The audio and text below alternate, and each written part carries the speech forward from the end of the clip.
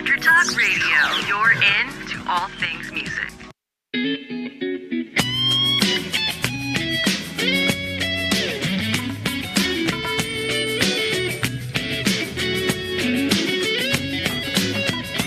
Welcome to Jackie's Groove. Come journey with us through the rhythm of the music business with your host, Jackie Bertone.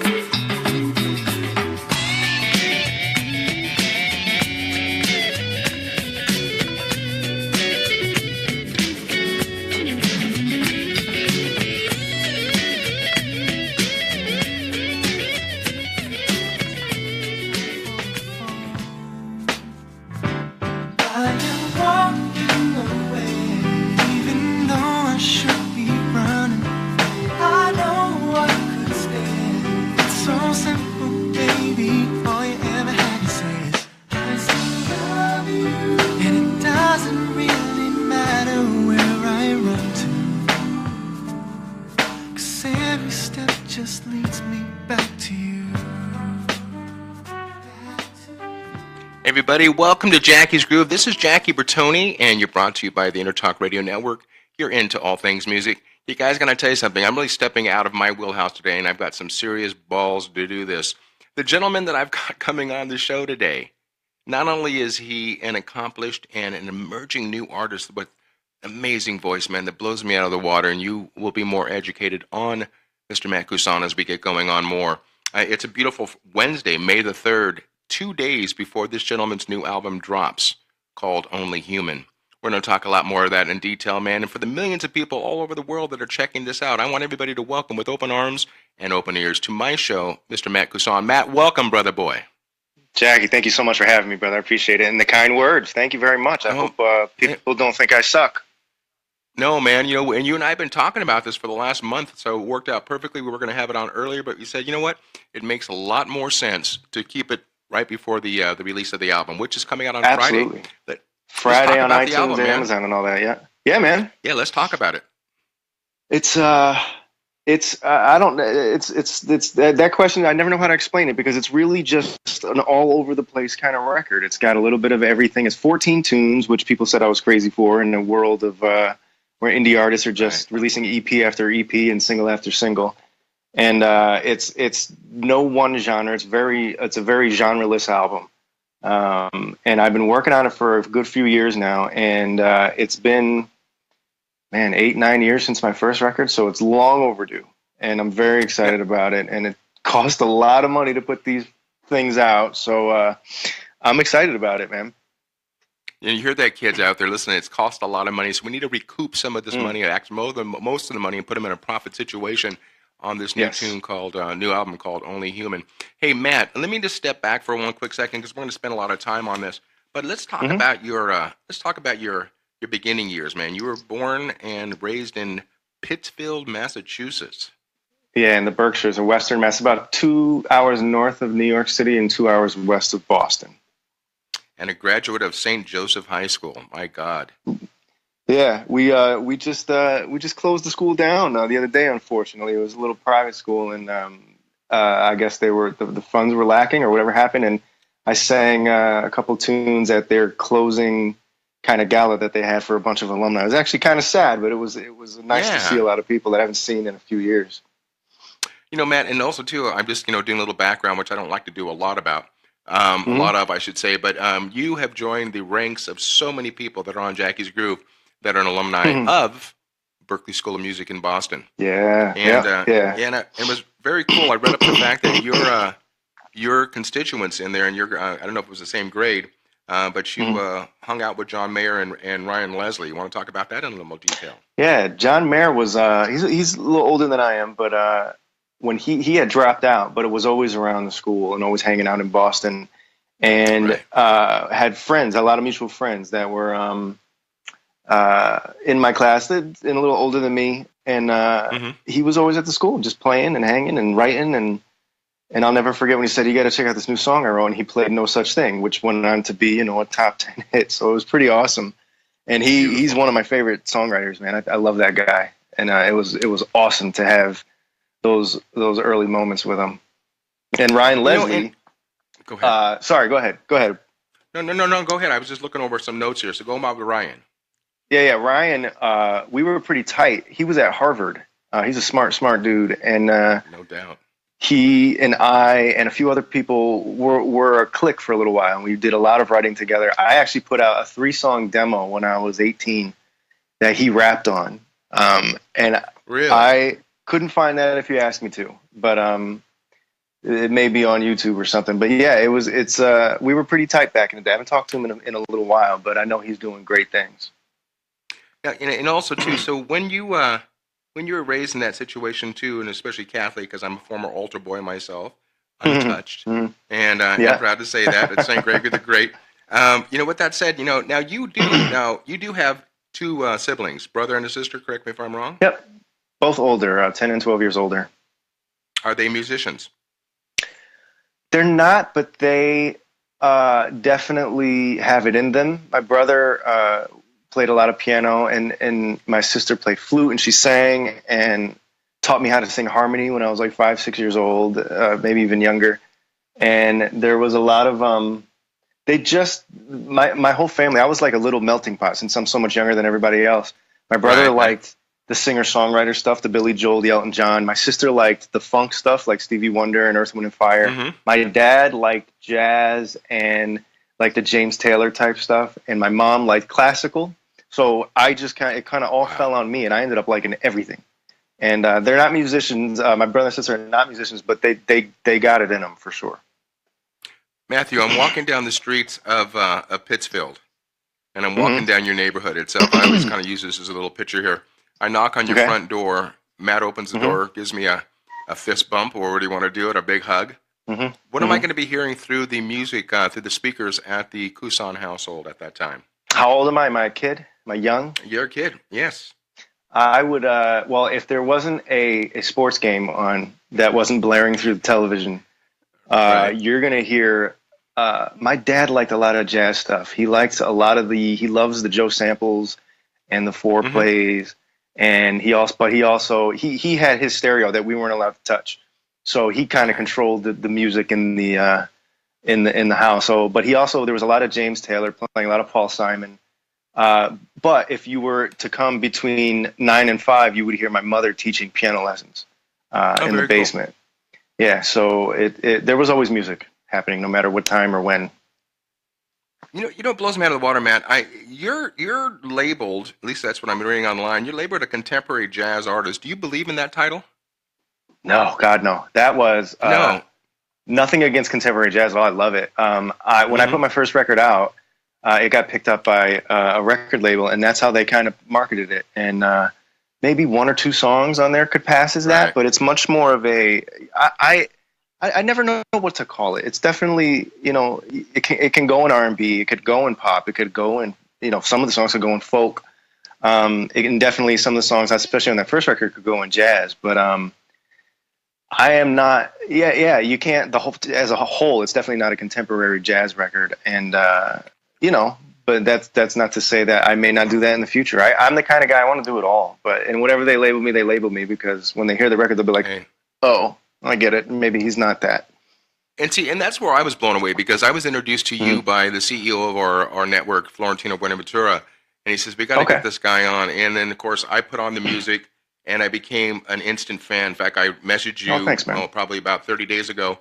And for those of the fans all over the world for Matt Cusson, I want you guys to check it out, because just when you think you've got his music figured out, his style, his genre, he goes in a completely different trajectory, which makes it great, which shows that his voice is somewhat of a chameleon. Of all the people that we've had here on Jackie's Groove, amazing vocalist, the who's who. I mean, Matt, I just had the pleasure 3 weeks ago with Ann Wilson from Heart. No one's got a voice like that woman, Oh my God, no.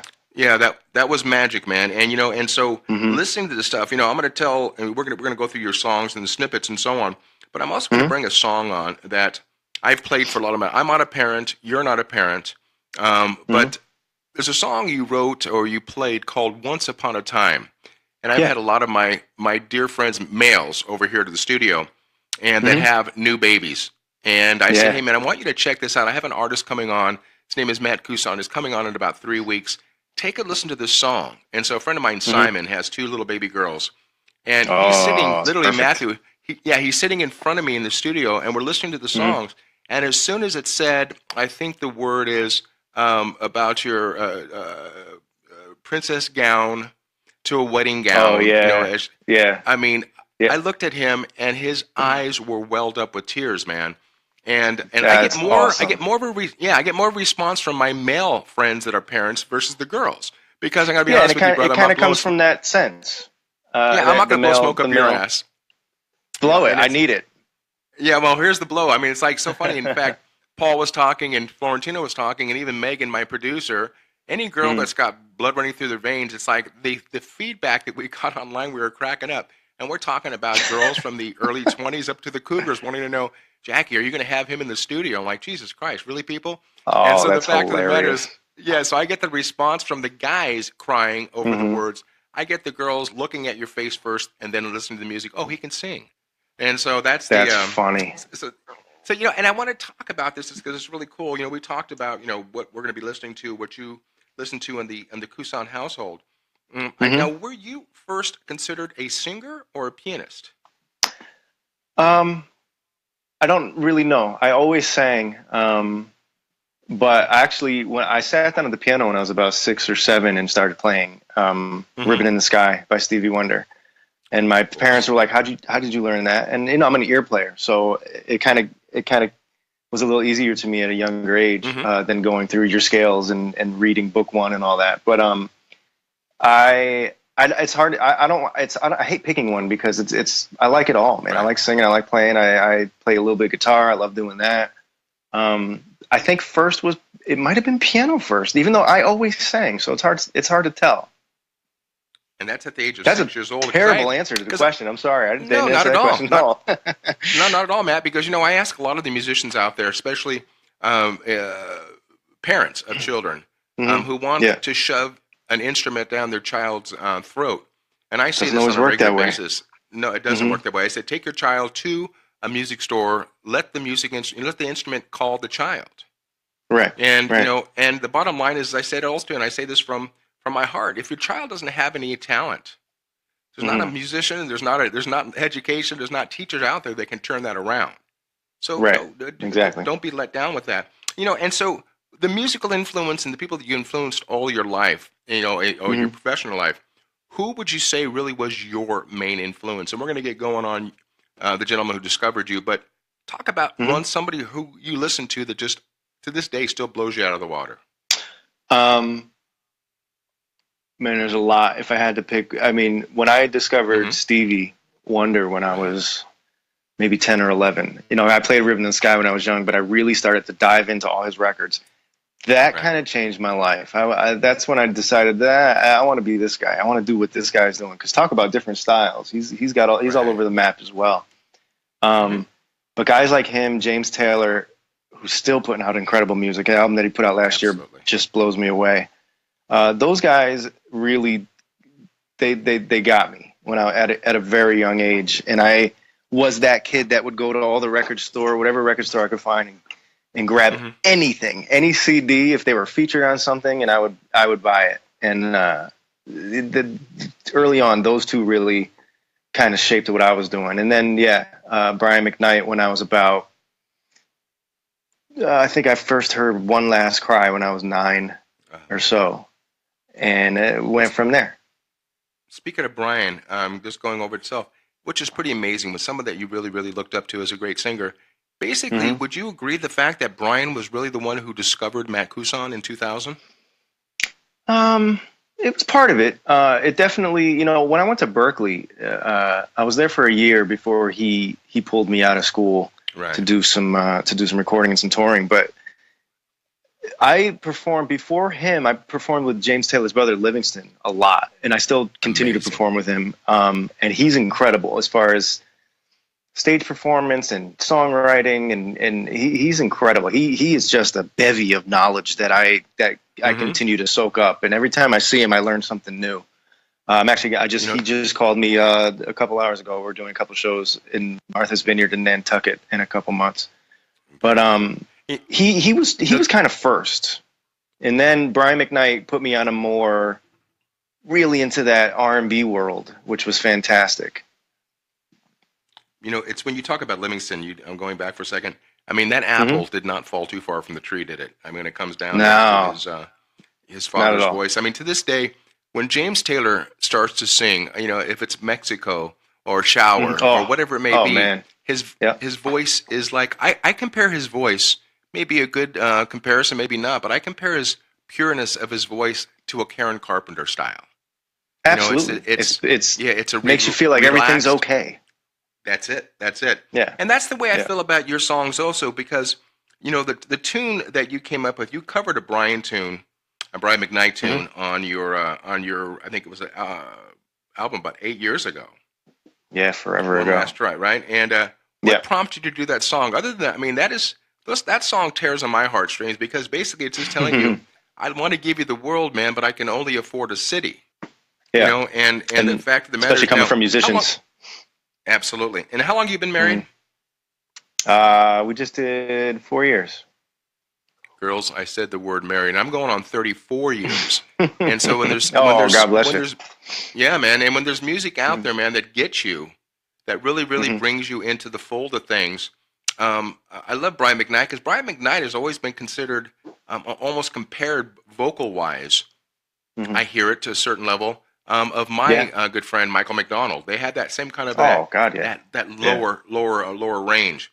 Absolutely. So based upon that itself, when you would open up for Brian, when you'd be touring with Brian, was it a full show that you were doing? Was it were you joining him on stage?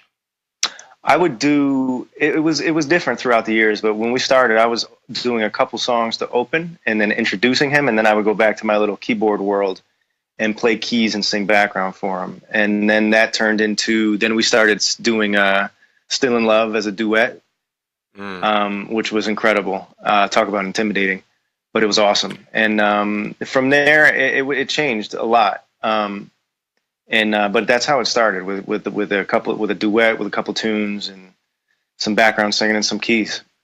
Yeah, let's delve in more into that, because I got that little light flashing saying that we're coming out of segment number 1 and segment number 2. Do you see how fast this goes, my friend? I mean, that's crazy. It's really crazy, and we haven't even got anywhere near this. So I want everybody to sit back and enjoy this interview with Matt Cusson on Jackie's Groove. Guys, this is Jackie Bertone. We're brought to you by the EnterTalk Radio Network. You're into all things music, and we're celebrating the eve of the release of Matt's new album called Only Human. We'll talk more about that in the tracks. 14 people support this man. Guys, don't go anywhere. We'll be right back on segment number 2. Stay tuned. You don't want to miss a thing.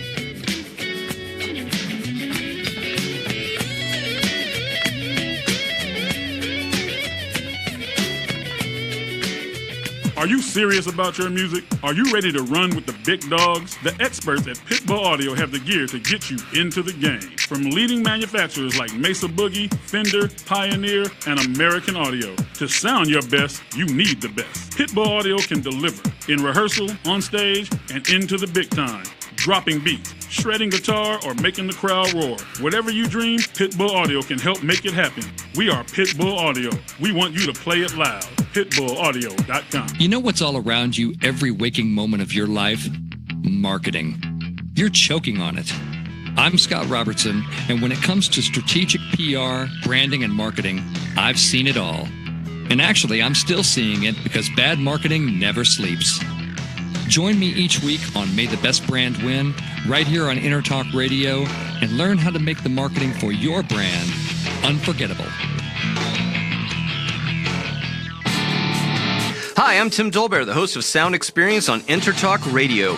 Each week, I talk with top professional audio engineers, producers, musicians, and the manufacturers that make the tools that we use in the studio each and every day. From capturing the perfect take to mastering your final release, and the tools and how the pros use them, we are going to dive deep into their process and learn from their experience. I look forward to you joining us each week on Sound Experience with me, your host, Tim Dolbear. Make this your vinyl night.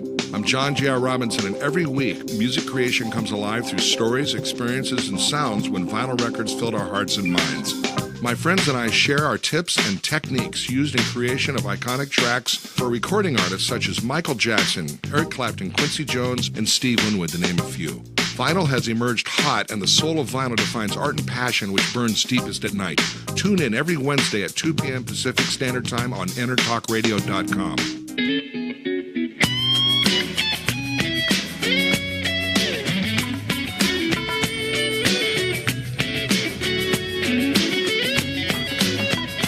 Welcome to Jackie's Groove. Come journey with us through the rhythm of the music business with your host, Jackie Bertone.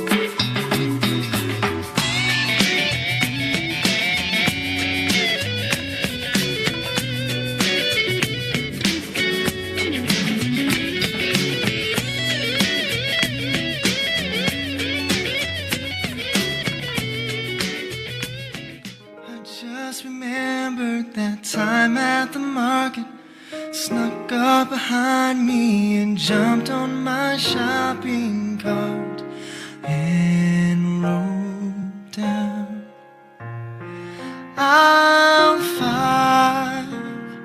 You look behind you to smile back at me. Crashed into a rack full of magazines. They asked us. Hey everybody, welcome back to Jackie's Groove, segment number 2. This is Jackie Bertone with my in-studio guest today, Mr. Matt Cusson. Let me just tell you guys, that's as naked and as raw as you're going to get out there, man. There's one word, actually 2 words, or maybe one word, that I'm sure is not in Matthew's vocabulary, and it's called auto-tune, kids. It's a situation, if you can't sing, man, face up to it. Matthew, I called you Matthew like you're my nephew. Matt, that's all right. That's all right. That song. Let's talk about the genesis of that tune, please. Yeah, that song. Well, I wish I wrote that one. That's an old John Mayer song. I kind of did that it's a brilliantly written song to me. Lyrically, everything. I think it's just back then when I recorded it, it was one of my favorites. And when you say raw, I think that was 1 or 2 takes. I just kind of played it and sang it, and that was that. And Matthew, what does it take for you? How do you prep before you go into the studio? Are you a think tank, or do you go and sit down? I hate to use this term, and I love to use this term. When you go ahead and you roll tape, and when you're listening to yourself singing, are you a Pro Tools guy? Or are you still the old school where you're comfortable behind an SSL Neve board? I can find my way around those. I'm much more of a Pro Tools Logic guy these days, right, especially when I'm producing for me or other artists. No real process really. It's a mind thing with me. All right, I'm singing tonight. I got to get my voice right. Got to make sure there's a little thing of whiskey in the vocal booth, and I'm good to go. Hopefully. Now, are you employing live musicians on your tunes itself, or share with the audience itself? What's the process when it comes to hiring the Yo-Cats? Now that you're out of LA and you're in, and you're in another Yo-Cat area called New York, you've got the virtual plethora of great players. Who do you reach for in the way of bass, drums, additional keyboards, etc.? Share with us. I gotta. It's who I hear on each tune. There's a couple guys I go to all the time. My friend Jack DeBow, who plays drums for Emily King, nice, and a bunch of other people, Michelle Indeglio cello. The list goes on and on. He is just a phenomenal musician, and I like instrumentalists that play the song and not just play their instrument. Right. And he's perfect for that. And he's a go-to. He played on, probably 95% of the record. My friend, I had 2 bass players mainly on the record, 3 actually, but 2 I go to all the time. My friend Chris Laughlin, who plays for Brian McKnight. My friend Johnny Morrow, who is a bi-coastal cat and plays all over the place with a ton of people. Zane Carney's an LA cat who was John Mayer's guitar player for a long time. He's on a blues tune that I did. I don't know, man. I like to. It's all about networking, making friends, and vibing together. And that sounds so corny, but it's true. It really is, man. And when I'm on a certain tune, like there's a bluegrass song on this next record. And there's this blues player in Woodstock, New York, that I was like, I got to get this dude on it. He's a friend I went to Berkeley with, and he destroyed the tune. He killed it. It sounds incredible. So it's mainly type, style, production. It depends. And that's a cool situation you bring. And again, I'm going to ask a question because we are musicians to musicians itself. Is Matt Cusson an easy guy to work with in the studio? Or are you a tyrant? Are you a prick? Do you have your thumb down on people? Do you, when you're, because I explained to a lot of young guys that, you know, with there's that term again, plethora of musicians that are available in LA where I record, Chicago where I do a lot of recording. Producers like, even though they have a percussionist living next door to them, someone had asked me, they said, well, you know, when he's got all these available people, why are they using you? And I mean, they're using you because if you come with a great bio. And I said, but understand something. When you are working with a great entertainer, a great musician, a great vocalist, the producer likes to hire the people that he knows he's going to get the most out of.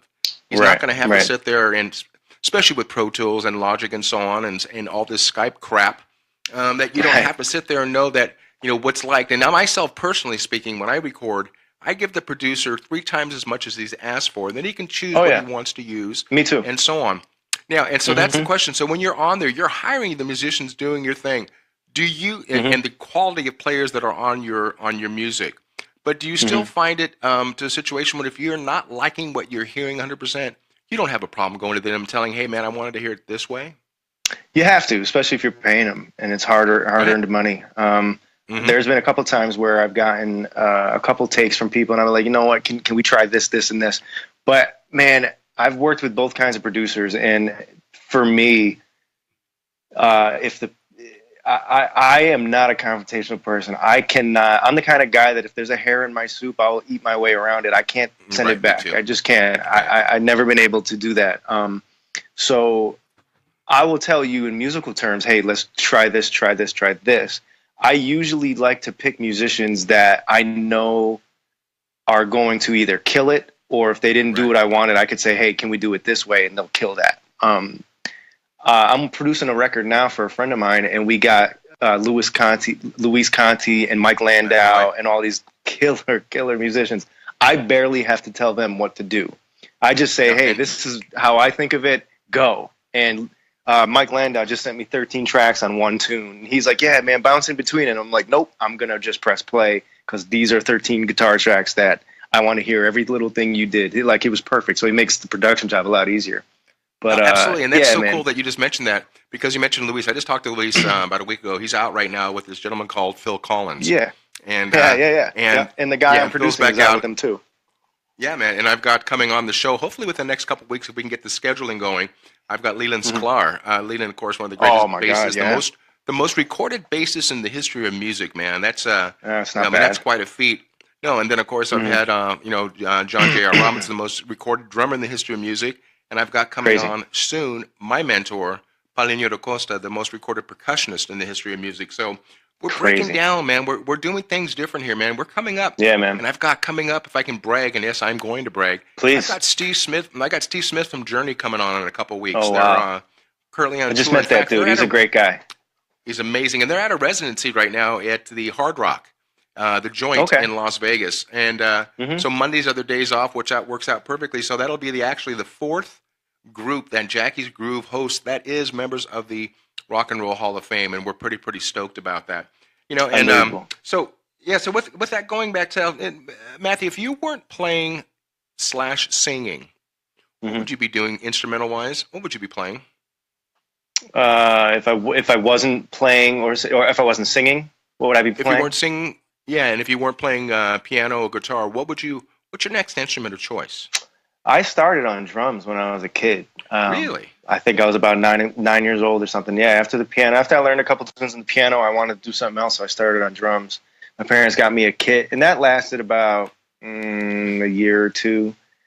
I love the bass, man. I would probably try to pick up the bass. There's nothing like filling out a song with an incredible bass player. Absolutely. So that would probably be my next go-to. You know, and I look over these things, I'm looking at some of these notes itself. You know, the 2000, when Brian, you joined him, you actually went on tour with him in 2004. Strike that. 2009. But you were out with Christina Aguilera in 2004 on the Exposed tour. I've got some stories, my brother, that will make your face red, because one of my closest friends, his name is Ramon Islas, the percussionist with Christina Aguilera, Backstreet Boys, 98 Degrees. I got to tell you something. Did did you get a chance to chop it up with her? Because I'm going to be honest with you guys, it's all about keeping it real here on Jackie's Groove. I hear Christina is the quintessential diva / bitch.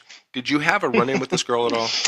So this tour ended before it started. Unfortunately, we rehearsed for a long time, well over a month, a lot of weeks of singing the same song and stuff.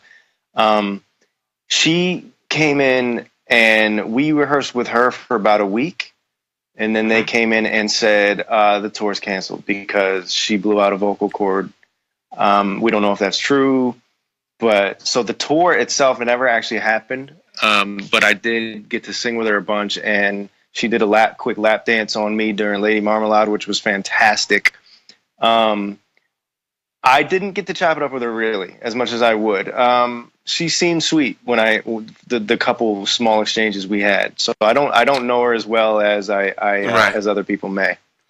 Well, she mellowed with age, especially after having a baby and so on. But Ray shared her story with us, man. I got to tell you, it's because Christina, physically, she's a beautiful woman. Bottom line is, then of course she could be the ugliest woman, but her voice when she sings, there's no unlike anything at all. Ray was kind of walking down there at Staples Center, and they were he was taking a little bit of a break, and he was walking around and kind of just vibing about, here's where Kobe's playing, here's where Shaq was at, and so on. Then all of a sudden, he heard these girls kind of giggling it up and laughing and so on. So he's walking and is getting ready to go out and have a cigar, and all of a sudden, through the dressing room, runs Christina out with a G-string on and no bra. Lovely. And she looked right at Ray, face to face, and she goes, Ray, up here. And he looks up, and she goes, you saw nothing. And he just smiled. And he goes, well, you got to either walk backwards or turn around. So he goes, I'm kind of paralyzed with fear right now. But, that was like his run-in with that situation. And, of course, he called his wife. At least he has that story. That's fantastic. Exactly. But he called his wife and he said, before it goes out in the paper, let me tell you what happened. So those are the situations where the fun things on the road that you want to talk about or you can talk about. And speaking of that situation with you being on the road, when you go out on the road, Matt, especially now that you're coming on the cusp of your new album, how much time do you spend on the road? What's your maximum leg? A ton. When I released my first record, I was out on the road for 4 to 5 months straight. Really? Last Christmas, November and December, I went on a 6-week tour with Megan Hilty. And it was nonstop. I love it, man. I love performing. I love being out on the road. I also like coming home to my wife. But it's awesome. Like a lot of these CD release shows I'm doing now are a lot of just one-offs. But I plan on doing something. I might do a West Coast thing. I might do a go start in Maine and go all the way down to Florida type thing. But we'll see. And I'm going to assume you're playing theater-style venues? Depends. I like to do the smaller singer-songwriter type venues. With Megan, we were doing Lincoln Center and Kennedy Center. It was unbelievable. But most of my stuff I like to keep it on the smaller side. Selling tickets is stressful to me, to be honest with you. And it's hard to sell as many tickets as you'll like these days. But Matthew, let me ask you a question. How old are you now? 34. All right, so you're, I'm what, 26, 23 years you're senior. I want to talk more about that interest, the introspect of the music business or the lack thereof, as I do with all my interviews. I want to get your take on what the situation is, where you feel it's going, because God knows no one's selling any fucking albums anymore, man. And it's, I know. And I want to believe in my heart of hearts that it will come 180 degrees, that it's going to come back. Something's got to come back because, as I've told everybody over the years, kids, you got to go out. In fact, I actually posted this, Matt. I don't know if you saw it. I don't know if you responded to it. Last Saturday, I happened to be watching on Saturday evening the Rock and Roll Hall of Fame induction 2017. And it was like, and so I posted because my wife and I were rocking out, to the tunes, to Eddie Vedder and to Journey and so on. And I just got kind of like this, I got on my little soapbox. I didn't mean to, but I said, as I sit here on a Saturday night and I'm watching the Rock and Roll Hall of Fame 2017, I said, take note, kids. I said, those people on stage are older than your parents. Yeah. And they're relevant because they did not make their fame on a thing called YouTube. And the reason why the music is so good is because there's real fucking musicians playing real fucking instruments and playing really great tunes. You know, and it's and you go out and you see these friends of mine, like the group Styx, my good buddy of mine, Todd Zuckerman, they're in Kansas City right now. They're still doing 19,000 seat arenas. Oh yeah, you know, definitely. Yeah. So with that said, you know, in this last couple of minutes, are you a person that are you optimistic? Or are you pessimistic of where the industry's going or where it's heading to? Or it's not? I'm optimistic about the opportunities that a lot of people that wouldn't normally get opportunities are now getting. Right. I have friends that have been struggling for years and years, and now they're YouTube sensations, and they're getting all sorts of opportunities and this and that. I'm pessimistic about. I mean, they've been saying for 20 years now it's going to get better. It's going to get better, but it's gotten so much worse, and the streaming thing is just killing us. People, stop stealing fucking music. Stop stealing music. It's really hurting us. Really hurting us big time. With the amount of money I spent on this record, you know, a lot of us were saying, well, we got to figure out how to make it back because it ain't going to be in sales and radio play. It's 50-50. I'm pessimistic. I don't see, you know, if it took 10 years for things like Spotify and Pandora to get going, I don't see the model yet for how the sales are going to get back up. There's no model that says, okay, well, we're going to make sure we sell it. And if there is, I haven't heard of it. Stores are dropping left and right. I just got a call from a local store where I grew up who said, hey, man, we got 3 of your CDs left. Unfortunately, we're closing next month. And this was the coolest record store in the Berkshires in Massachusetts. And unfortunately, they just closed. So I don't know yet, man. I think it's great that I wish kids would start picking up instruments again, because a lot of them are just doing the MIDI thing with an Apple computer. And that's a lot of the stuff that we're hearing on the radio is that. So, you know, let's pick this up because I'm walking out of 2 going into 3. And that's a great situation because we're all about educating here, man. We want to make sure people know what's real out there. And God knows, EnterTalk Radio and Jackie's Group, we hope we can, you know, make a little dent in getting some of this money back, especially with our popularity worldwide. We're going to do our best for you, brother, to do what we can and also to extend that olive branch. So when you're doing shows, if you want us to help promote those shows in your area, please grab that branch and let us help you out if at all possible. That's right. So with that said, guys, don't go anywhere, man. I'm having such a great time, man, because we're coming out of segment number 2 into segment number 3 of a 2-hour interview with Mr. Matt Cusson on the eve of his release, new release called Only Human. 14 tracks, people. Spend the money.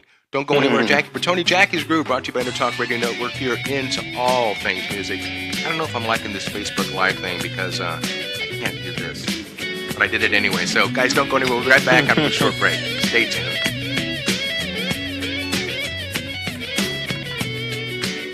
Hi, this is Tim Dolbear, host of Sound Experience here on EnterTalk Radio. And Source Connect by Source Element is the essential tool that we use to link between my studio in Austin, Texas and the WS radio station in San Diego. Now with Source Connect, not only can we communicate in real time and with HD audio, but it's synced up and is of a high enough quality that I can use it for real-time ADR work, remote recording and overdubbing, and it even allows me to remotely control a DAW. Source Connect by Source Element. Affordable, high-quality audio and video connection over the internet for all of your production needs. You know what's all around you every waking moment of your life? Marketing. You're choking on it. I'm Scott Robertson, and when it comes to strategic PR, branding, and marketing, I've seen it all. And actually, I'm still seeing it because bad marketing never sleeps. Join me each week on May the Best Brand Win, right here on EnterTalk Radio, and learn how to make the marketing for your brand unforgettable. Make this your vinyl night. I'm John J.R. Robinson, and every week, music creation comes alive through stories, experiences, and sounds when vinyl records filled our hearts and minds. My friends and I share our tips and techniques used in creation of iconic tracks for recording artists such as Michael Jackson, Eric Clapton, Quincy Jones, and Steve Winwood, to name a few. Vinyl has emerged hot, and the soul of vinyl defines art and passion which burns deepest at night. Tune in every Wednesday at 2 p.m. Pacific Standard Time on EnterTalkRadio.com.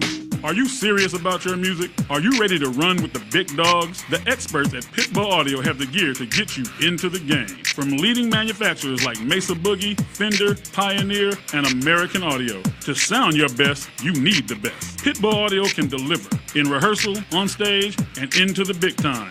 Dropping beats, shredding guitar, or making the crowd roar. Whatever you dream, Pitbull Audio can help make it happen. We are Pitbull Audio. We want you to play it loud. PitbullAudio.com. Hi, this is Tony Lindsay, lead vocalist with Santana, and you're listening to Jackie's Groove with Jackie Bertone.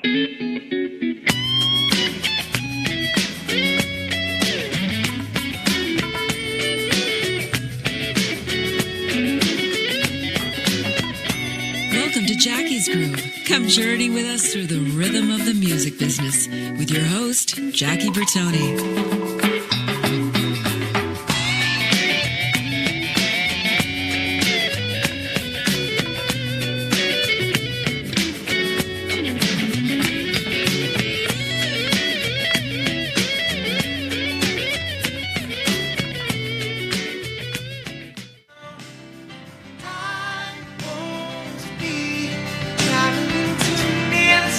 Just to know how, 'cause I've been wrong too many times that I finally found out the problem instead was all in my head. Hey everybody, welcome back to Jackie's Groove, segment number 3, the first hour of a 2-hour interview with my in-studio guest, Mr. Matt Cusson. And coming up on this coming Friday, May the 5th, you can purchase his new album called Only Human. We're going to talk more about that in length. Welcome back, Matt. Thanks for joining us again, my brother. You know, Thank you, man. I appreciate it. No, please. I said to you on the break itself, we're going to archive this show. And for you, the people out there that don't want to listen to us or can't listen to us live because of work and so on, do yourself a favor and us a favor. Go on to iTunes or to Google Play and download our easy-to-use and navigate application. 2 words, EnterTalk, second word, radio, and take Jackie's Groove and the whole EnterTalk family on the road with you. Stream it, baby. And that's what we're all about, to keep it real. Now, let's go back to that song we just came up on segment number 3. Talk to me about that beautiful tune.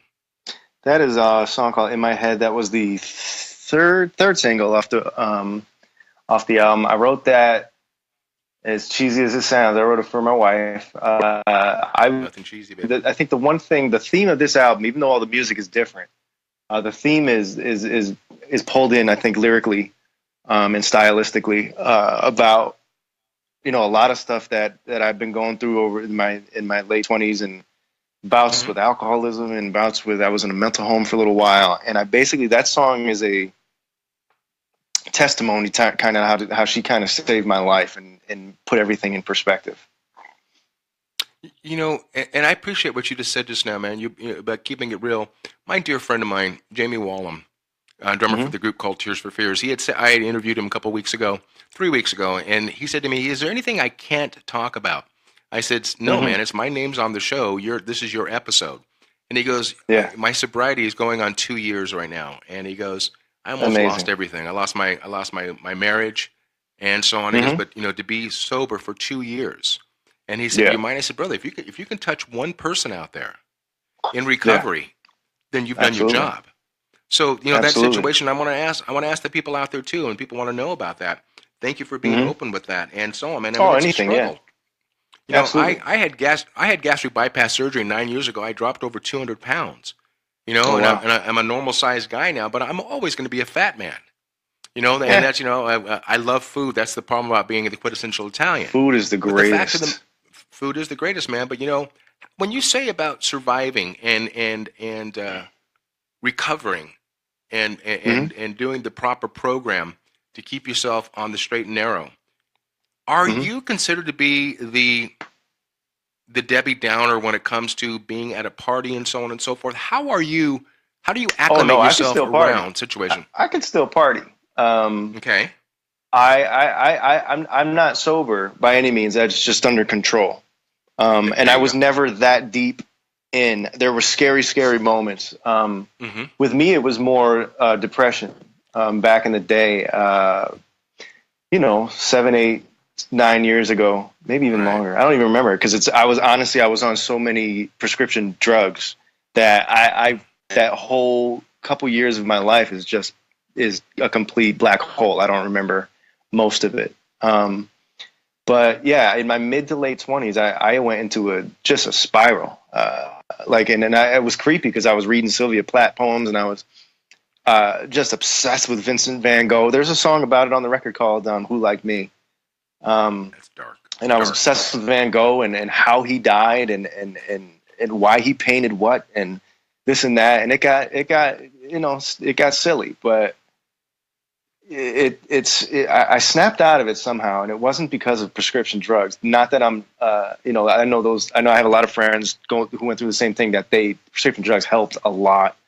My family's unbelievable, and they pulled me out of it. And then I met my wife, and she, kind of brought me to the promised land kind of thing when it comes to that kind of stuff. And that's not to say that we'll always have I'll still, go into a hole for a couple of days, mentally if I'm feeling that way. Yeah. And I'll still, I'll have I know I'm going to have a couple bad nights drinking, but now my wife, I don't want to do anything stupid. So the drinking thing, it kind of came to a halt. I can still I can do a bottle of wine within an hour easily, but I don't want to put my wife through. Her dad had a massive addiction problem and still does.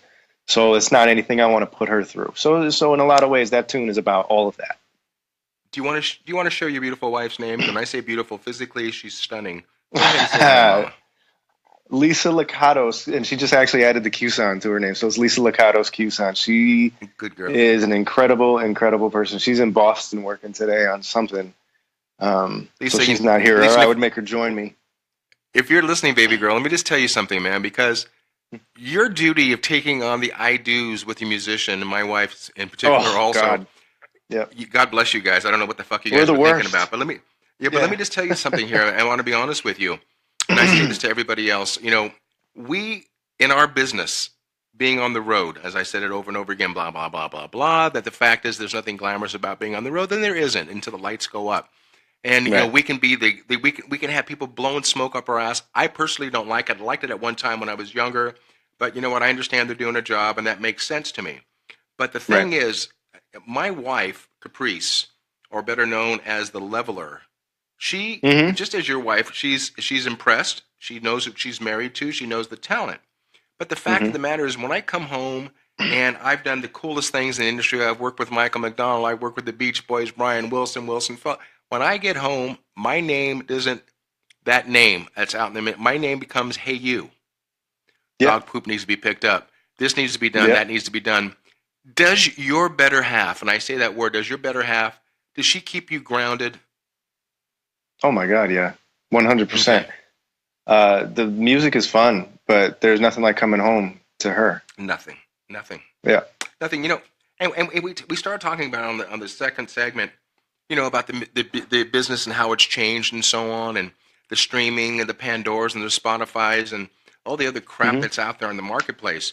And the fact of the matter is, we have mortgages, and my dear friend of mine, Al DiMeola and Stanley Clark, they were on tour 3 months ago in Germany, and they were talking backstage, and they were talking about, their longevity and how they staying relevant in this industry. But I thought something was very prolific, but Al told Stanley. And he said, at our age, we should be wanting to play music, not having to play music. Right. And I thought that really, really hit hard. And, of course, I stepped off the touring wagon. I'm a pickup artist. So when groups come through town or there's not a percussionist, they'll call me up and say, hey, man, we got a couple bucks here. Do you want to come join the show? Absolutely. Totally. There's nothing like the instant gratification of an audience right up front. And you talked about earlier about a smaller venue. I mean, I've been blessed to play in front of 100,000 people. Scared the fuck out of me, man. That was at the Rose Bowl, and I didn't like it. I was more thrilled as being a former athlete about how many hoofs went across that gridiron. That was more exciting to me at all. But I like the fact of being in, because when I was younger, I mean, I used to have that Neil Peart setup of percussion, more shit that I need to do because it looked good. Now, as we get older and as we do want to do less, we take the command to hear what's out there. Now, when Matt's on stage, and when you get your writer and so on and so forth, are you traveling with any of your own rig, or is everything being backlined for you? Nah, a lot of it is backlined. will bring my keyboard if needed. Mm-hmm. Man, it's funny because over the years, there's nothing in the world like playing a grand piano. And when I was on tour with Megan Hilty, I got grand pianos every gig. But something when it comes to my show, I enjoy a keyboard. I wish I could have a grand piano, but I enjoy the keyboard in front of the stage. I like being in front, just a few feet away from the first person. So even if there's a piano, I'll still play the piano for a song or two, but I'll bring a keyboard, and I usually bring a guitar as well. Yeah, and I asked that question because we were blessed here at EnterTalk and Jackie's Groove. We were the last interview with Mr. Al Jarreau before we lost him this year. That's amazing. I still get choked up because Al was here, Matt, in my home. He was actually in my living room. We were face to face, 3.5 hours with this man, and we were talking about the fact of all the years. He just literally got back from Montreux, paying in front of thousands and thousands of people. But Al said to me, Jackie, you know what I love to do? I love it when I go into a small, kind of a cool speakeasy situation where I can actually look down there and I can sweat on that guy's blue suede shoes. Right. I can hear them breathe and so on. And he goes, and there's just something there that gets that situation. Now, with that said, that I kind of drew that little bit of a picture, you already explained the fact that you prefer a smaller venue itself. But when you're doing gigs like that, let's put money to the side for a second. Do you prefer you and the piano, or if you had your druthers, would you surround yourself with the Yo-Cats on stage? Or is that predicated upon the type of gig? I love the band. I'm insecure, so the band kind of covers that up a little bit for me. But there will always be a couple songs where it's just me and guitar, just me and piano every show. And I do a lot of solo shows, so that's not to say I do them all the time. But I love having my friends on stage with me, and I can show. I love showing people off. That there's rarely a show that I do that I don't bring a friend, another singer friend, or another instrumentalist up on stage with me because I love showing them off. I love the variety of it, and man, the band is. I'll always choose the band. You know what's so cool about that too, Matt? Because there's times when you're on stage and you're surrounded by your brothers and sisters, and you guys get into that quintessential groove that is so locked in. I can speak for myself. I'm sure I can speak for you, but how many times has it ever gotten so good on stage where you actually forgot there was an audience out there because you were so in the groove with your players, right? All the time. And there's times too. I tell a lot of younger guys. I've seen younger cats on stage, and if someone screws up, they get that look, and we call it in Italian, we get that fungia face. So you're pissed off, and I tell a lot of young guys, man, you know what? Here, let me just kind of give you a little bit of advice. I tell these kids, we're all going to fuck up. I mean, the greatest singers in the world forget their own their words, their music. But the bottom line is, I learned from my mentor Emilio Castillo from Tower of Power, who I originally started out with. He said, if you fuck up during a song, welcome that. But also, when you get back to that second part of that song, fuck up again, because it throws the audience completely off. And then when you do that, and when you're around the Yo-Cats, how many times has Matt screwed up? And you guys, the audience doesn't know the difference, but you look at the bandmates, and you guys are laughing your asses off. Absolutely. Mistakes are funny, man. They're going to happen regardless. I've played with Stevie Wonder, and he's made, everybody. They've all made mistakes. Everybody makes mistakes. I understand wanting to throw a perfect show, but it's the people that get angry. I'm just like, stop it. Like, we're only human. That's half the reason why I named the album that. And when you said that, you talk about Stevie. I've had the pleasure of being around Stevie. I mean, last year at NAMM, did you make NAMM in 2017? No, I haven't been to NAMM in a couple of years. I've had the shows usually. You're not missing anything. It's bigger and bigger and bigger. But it went viral, man. At the Marriott stage, that is headed up by a good friend of mine, Tim Moyer. Tim puts all the talent on that stage, and this young cat, I don't remember his name. I'd be hard pressed to even tell you. He's a guitar player. And all of a sudden, it went viral. There's something like 5 million views already. Stevie took it upon himself, Stevie Wonder. He and his half-brother brought him up on stage. The kid was doing Superstition, and Stevie walks up and goes, now. And Stevie gets up there, and he tears it up. Yeah. And that's just the way his vibe is. So going back, and you just mentioned doing that, when you are intimidated by great singers like Brian McKnight and Stevie Wonder and Christina Aguilera, teach the young guys out there, teach the old guys out there, how do you overcome that fear, if it's want to call it fear? Well, it used to be whiskey, but I don't do that anymore. I have you come to a realization where, okay, well, he's Brian McKnight. He does what he does. I'm going to add to this doing what I do, and people like what I do, and some people probably don't like what I do, but there's a niche for every kind of voice, every kind of musician. I think Brian McKnight's got one of the greatest voices I've ever heard. That doesn't mean he's the best singer in the world. Nat King Cole and James Taylor, like we said, they don't have massive ranges with riffs and runs for days, but we love their voices. Like, so it's a preference thing, man. And I think that everybody adds it's music. Like we said earlier, it's music, man. And whatever style, whatever you can add, whatever you bring to the table, let's have fun with it. Yeah, man. It's like, and Matt, I have to ask you a question because you have a great song, one of my favorite songs altogether. Yes, I've been overdosing on your music. I'm okay. Blowing smoke up your ass. I'm just a fan of your voice. I appreciate it. My brother, when you came up with the song called Leaving L.A., yeah. Why did you leave LA? That started with a friend of mine who was the quintessential, I'm an actress, I'm going to move to LA and make it big, and it didn't happen for her. So she moved back after only like a year and a half. I was in LA for a while, a couple years, living with my then girlfriend, and I went on tour. I went on a 3-4 month tour that started in San Francisco, went down to LA, across to Florida, and then up to Boston. And when we got to Boston, the area where my parents live, about 2 hours west, me and my wife stayed there for a little bit, and she fell in love with New York City, and I started working a lot more when I came out east. There was a possible, hey, let's go. Let's sorry, my battery's running out on my phone. I'm gonna plug it in real quick. Go ahead, baby. I'm looking. There was a thought of moving back to LA, but there was a lot more work. We were just both kind of killing it in New York. And for independent musicians, I actually read a book, and I can't remember who wrote it, but they always said for independent musicians, the Northeast, with the bevy of cities and places to play within an 8-hour drive, is there's so many different cities and so many different places to play. That was attractive to me.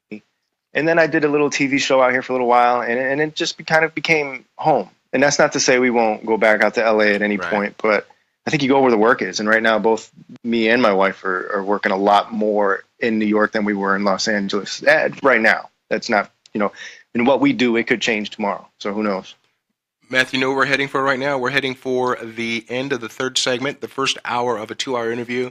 Guys, I hope you're enjoying this as much as I am. And so when we come back on this break, we're going to go into segment number 4, the second hour of a 2-hour interview with my in-studio guest, amazing pianist, singer-songwriter, great all-around guy, Mr. Matt Cusson. Guys, Jackie Bertone, Jackie's Groove, brought to you by EnterTalk Radio Network. You're into all things music. Guys, don't go anywhere. I've got a bunch of questions coming up, and I'm sure Matthew's got a bunch of answers. Stay tuned. Bye-bye. I hope so. This is Jackie Bertone from Jackie's Groove. Come join me weekly on my journey through the music business as I take you behind the velvet rope, interviewing industry notables such as Al Di Meola, Michael McDonald, and Al Jarreau, to name but a few. Listen to their stories on being in the studios recording #1 hits and onto the stages throughout the globe. Allow me to be your music historian. You can hear me live every Monday at 2 p.m. and every Wednesday at 12 noon Pacific Standard Time or 24/7 on jackiesgroove.com. Ready to get your groove on? Hi, this is Tim Dolbear from Eclectica Studios. I'm a full-time mixing and recording engineer. I work with Grammy winners, labels, and indie artists, using state-of-the-art digital mixing and restoration tools and the very best in analog gear. Really, though, it's my ability to bring tracks to life and fulfill your vision for your music. This has made me sought after by producers and artists worldwide. So spend your time working on music and not chasing a mix down a rabbit hole. Go to timdolbear.com and check out our free one-song mix offer. You know what's all around you every waking moment of your life? Marketing. You're choking on it. I'm Scott Robertson, and when it comes to strategic PR, branding, and marketing, I've seen it all. And actually, I'm still seeing it because bad marketing never sleeps. Join me each week on May the Best Brand Win, right here on EnterTalk Radio, and learn how to make the marketing for your brand unforgettable.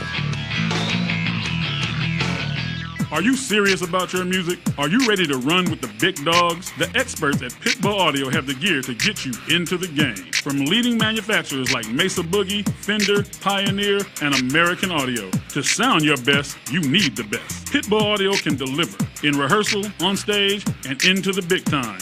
Dropping beats, shredding guitar, or making the crowd roar. Whatever you dream, Pitbull Audio can help make it happen. We are Pitbull Audio. We want you to play it loud. PitbullAudio.com. Hi, this is Al Di Meola, and you're listening to Jackie's Groove with Jackie Bertone.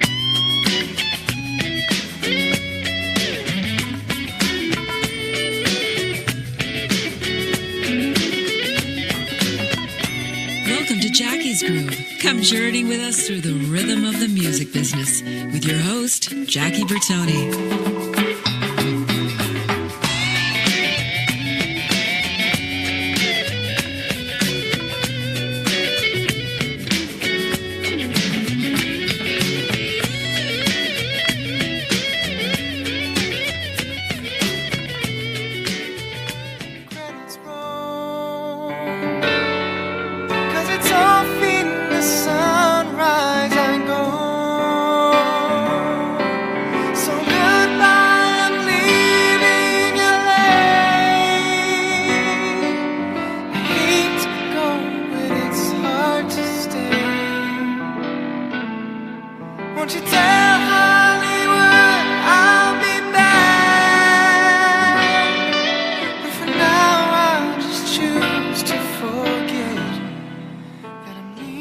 Everybody, welcome back to segment number 4 out of a 2-hour interview with my in-studio guest, Mr. Matt Cusson. When we were on the last break, before the last break, we talked about leaving LA, and you started to elaborate when you made the decision to leave, because everybody thinks this is the land of opportunity, and it's really not. I mean, you know, it's a crapshoot, man. It's, you know, it's who you know, and it's where you are at the right time, the wrong time. Did you regret leaving LA? No, I mean, I love LA. Absolutely love it. Especially, you know, for the reason why most people go there, the weather and the girls and the beaches and the palm trees and all that. Man, I love New York City. For me, I loved LA and I did a lot of really great things out there, and I'll be back. I'm definitely coming back. For me, I guess, I don't know if it was the circle I was in or just some of the opportunities, but it felt, music started to feel like just a business. And don't play that chord, and let's not do that thing, and let's stay away from certain things. When I got to New York, man, it was just a bunch of artists getting together, writing and having fun and playing. And you know, as an indie musician, like I said before, there's so many places to play in New York City.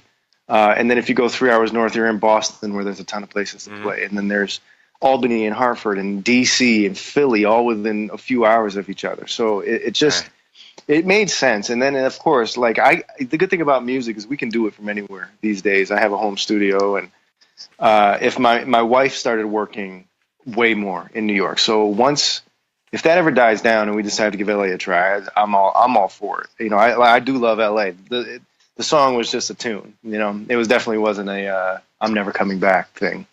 Right. You know, and I'm 100% behind that, because my wife and I built a home out here in the wine country in Temecula. Oh, beautiful! I mean, our backyard is the wineries. Yeah, man. You know, and somebody asked me not too long ago. They go, "Do you miss the studios?" I said, "You know what? When I'm in a studio, I miss it for the first 10 minutes. Yeah. You know, and then I prefer to be here in my own studio. The record labels love it because they don't have to go through the expenditure, and they're getting the same sound. And you know, and I can walk around with my with shorts on, you know, and do what I want to do and not have to worry to answering to anybody else, you know. So that's the benefit of that. But, you know, I'm going to ask you a question. This is a question actually my wife brought up. And I love this question. In fact, a lot of the artists all the artists that I've talked to. If Matt Cusson wasn't playing music, if music wasn't in your vocabulary, what would Matt be doing? Well, my original dream was to be in an NBA, but I'm only 5'9", and I'm white, and I'm not. I was a very good basketball player, very good, and I still kind of am. I got scouted by a few colleges, but sports is to this day. I got ESPN on. That's why I keep turning my head left. And I would have tried to be a basketball player, but good God, that would have never happened. So my brother's in social work, and he helps out kids with autism and kids that have had really, really rough upbringing. Now, I can't think of a life without music, and there's nothing else I want to do. But I think if to answer the question, since I wasn't going to be a professional basketball player, I would probably get into the stuff my brother's doing, because I see, it's here's some of the unbelievable stories and the stuff he goes through, and it's incredible. And Matthew, this is kind of like maybe it's a kind of a parallel question, and I'm curious. I want to know, and so the listeners, it's called a bucket list, and it's also called the artist you would love to play with.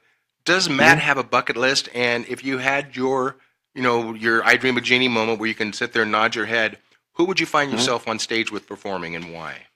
Oh man, so many. I got to play with Stevie. I got to play with James Taylor a few times. Those are two that definitely stick out. I think more for me than just being on stage with them is being able to sit down with these guys and write a song. I think that would be the bucket list. Those guys, Paul Simon. I would love to be on stage with D'Angelo, John Mayer, all those guys. Like, I got to meet a lot of these guys and play with a lot of them, but to write a song with them and pick their brain that way would be my bucket list. That's a fair answer, and I need to ask this question also.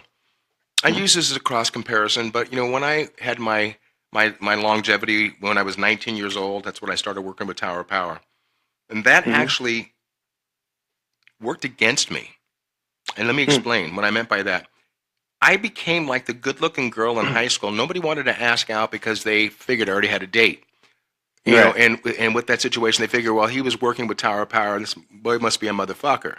Well, you don't get to work with Tower of Power unless you are a motherfucker. So, yeah, I'm blowing smoke up my ass right there.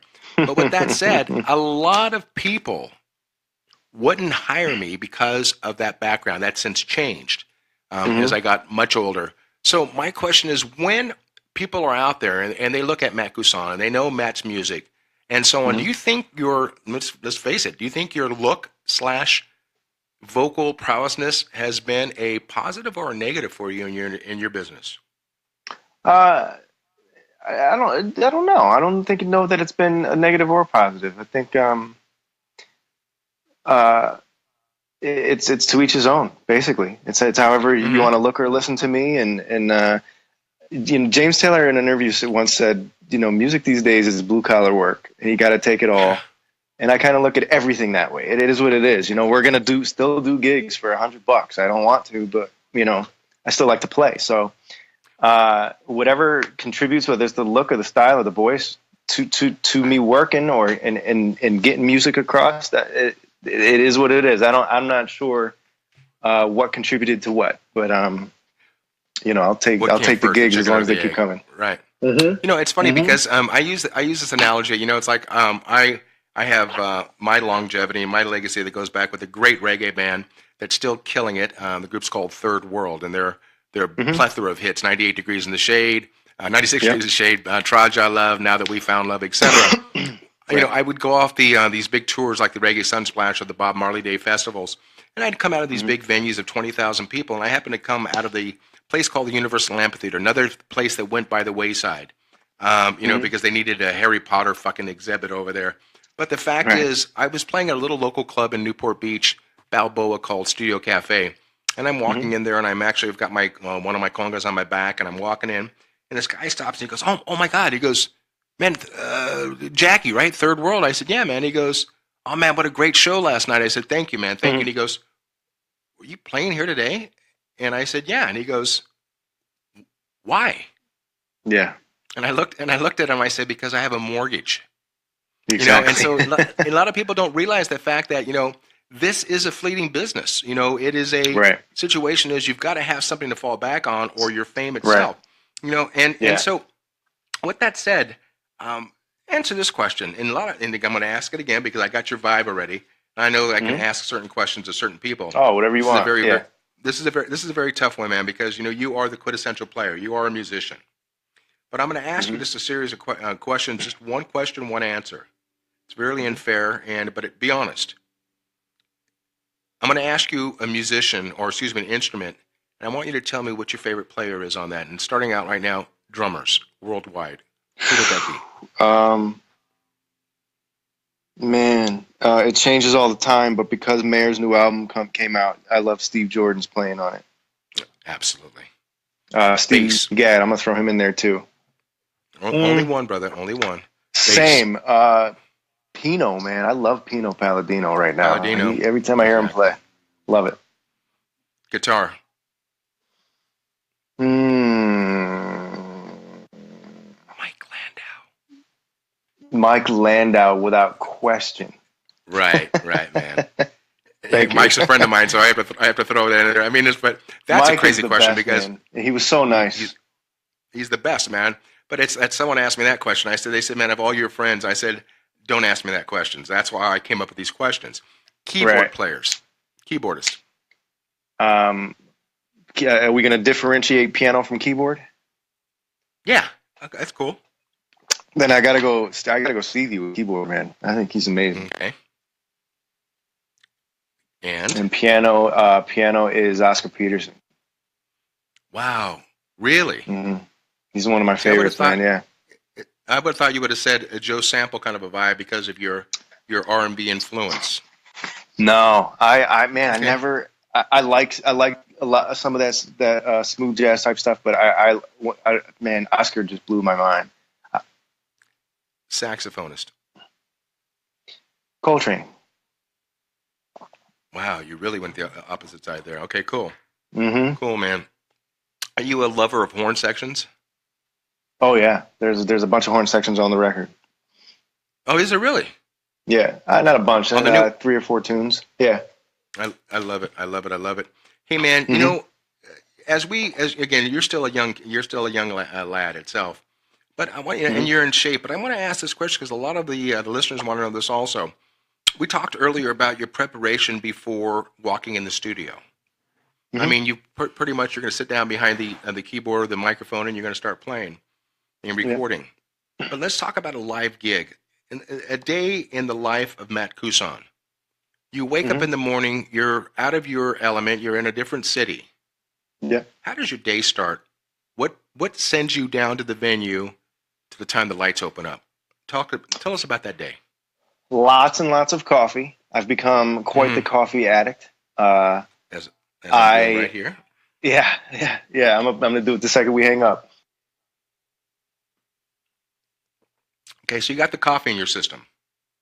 You're being picked up by a van or whatever it is, and you're on your way. Sorry, I was getting another call there, and I'm black out. There we go. Okay, you're on your way to the venue. Yeah, right. I'm always conscious of my voice when I have to sing, especially if it's a longer show. I almost start warming up in the morning when I wake up. I do these heavy breathing things, and when I'm in the shower, I just do a little light singing here and there. Right. And that's one thing I'm always conscious of is where my voice is at from morning to sound check to show. But man, it became, I don't want to say it's second nature because I get really excited still for every single show. But it's a very exciting walk to the venue, and I can't wait to start. But there's not a lot of process, man. I try not to make it a routine. I don't like to get into a routine because if that routine ever gets broken, I don't want to be psyched out. You dig? I try to make it as easygoing as I can, really. Does Matt welcome guests before or prefer to wait till after the show? Oh, it doesn't matter. Either way. Open book there. Yeah. Yeah. Now, talking about a vocalist itself, people want to know this too. Are you a person that likes to eat before a gig, or are you a light eater and then do the bad thing of eating at 11 o'clock? I do both, man. I eat before the show, after the show, before I fall asleep. I have been, since I hit my 30s, I'm trying to be more conscious about the cheese thing and the alcohol thing before shows. Right. But, man, if I'm in New York and there's a $2 pizza place next door, I'm not going to not go get a $2 piece of pizza before the show. So I'm trying to be better, but no, I have no real food things. But yeah, and I love eating after a show because all that energy's gone and you're hungry. You dig? But yeah. But it's as you turn, when you get past the age of 50, my brother, let me just tell you something. Mm-hmm. 11 o'clock to go packages are the devil's game. Oh, of course. Because because there's on venues they love to sit there and get that backstage food with the deli trays and everything else and so on and so forth. So, and with that said, out of curiosity, what does Matt find himself favoring in the way of a cuisine, food wise? Cheese. Anything with cheese on it. Just put cheese on it. I'll eat it. Exactly. But is it Italian? Yeah, and what is your background? What is Cusson? What is that family? What is your My mom is ethnicity? 100% Italian, and my dad is 100% French. So French and Italian. My dad's actually a gourmet chef. Specializes in Italian, and it's hard to come home and eat and then go other places and eat. That's why I usually end up doing the fast food thing a lot of times. But he's the best cook I know for sure. It's funny that you bring that up talking about food because I had on last year a dear friend of mine, Liberty DeVito, the drummer for Billy Joel. He's the one that recorded on all the Billy Joel hits. And we were talking about some type of a food. And, of course, my studio is in my home, and my wife's in the other room kicking back. She's watching it on Facebook Live. But I was talking about an Italian meal. And I can hear my wife in the background. She's going, honey. So I said, you know what, get in here. So my wife walks down the hallway, and she commandeers the radio. And she says, Liberty, my husband knows nothing about food. And what he's talking about is the gabutzel or the carbonara, whatever it was. And then all of a sudden, I sat back and I listened to Liberty and my wife talking about food. And I mean, we got hungry talking about it. And that's that whole vibe itself about, is there a favorite city? Is there a favorite country that the Mr. and Mrs. love to travel to? Share with the listeners about that. Where do you like to go? Where do you travel to? Dude, right in our backyard, New York City has the best restaurants in the world. It's hard it's from the $1 pizza places to the. You dig? I've actually with a friend of mine, we went out a couple years ago to this restaurant. Two of us, no alcohol, and the bill was $900. We were there from 10 p.m. to 3 in the morning, just eating food after food after. It was incredible. So I gotta give New York a big shout out when it comes to the food. When I went to Paris a couple years ago, I think I ate everything that I saw, and I came back 15 pounds heavier. So Paris, there's no man. That's the thing. We love food so much. There's no go-to. It's just show me a restaurant. I'll find something I love to eat. And it's because my family. We're talking about my family, my wife's family. They're all from the Bronx and Yonkers and Westchester County and so on and so forth. And so when you come back from New York, you have to stick your nose up to things out here. It's just not right. It's in the waters, they say, brother. So you guys, with that said, can you believe it? We're coming out of segment number 4. It's moving along, man. Keep those questions coming in because I'm going to throw them back to Matthew. And so when we come back on segment number 5, I want to talk more as we get a little bit more. I don't want to talk about political, but I want to talk about the politics of music and how it is affecting you and the other entertainers out there that have been in the they're getting a little bit long in the tooth, as they say. So you guys don't go anywhere. This is Jackie Bertone, Jackie's Groove, brought to you by EnterTalk Radio Network. You're into all things music. We're stepping out of segment number 4 into 5. So guys, don't go anywhere. Keep those questions coming in. I'll throw it to Matthew. Stay tuned.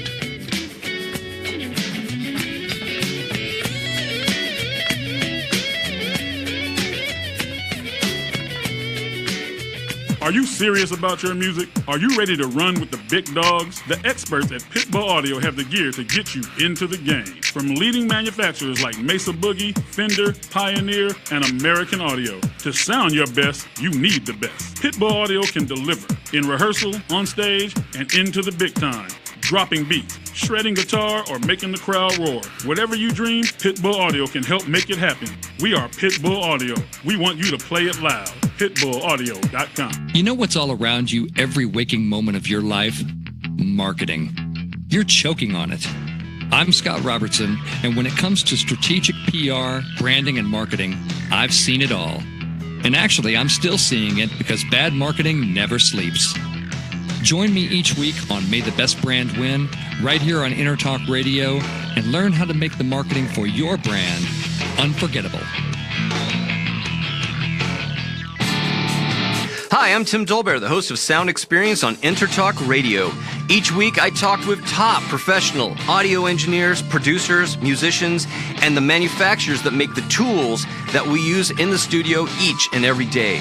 From capturing the perfect take to mastering your final release, and the tools and how the pros use them, we are going to dive deep into their process and learn from their experience. I look forward to you joining us each week on Sound Experience with me, your host, Tim Dolbear. Make this your vinyl night. I'm John J.R. Robinson, and every week, music creation comes alive through stories, experiences, and sounds when vinyl records filled our hearts and minds. My friends and I share our tips and techniques used in creation of iconic tracks for recording artists such as Michael Jackson, Eric Clapton, Quincy Jones, and Steve Winwood, to name a few. Vinyl has emerged hot, and the soul of vinyl defines art and passion which burns deepest at night. Tune in every Wednesday at 2 p.m. Pacific Standard Time on EnterTalkRadio.com.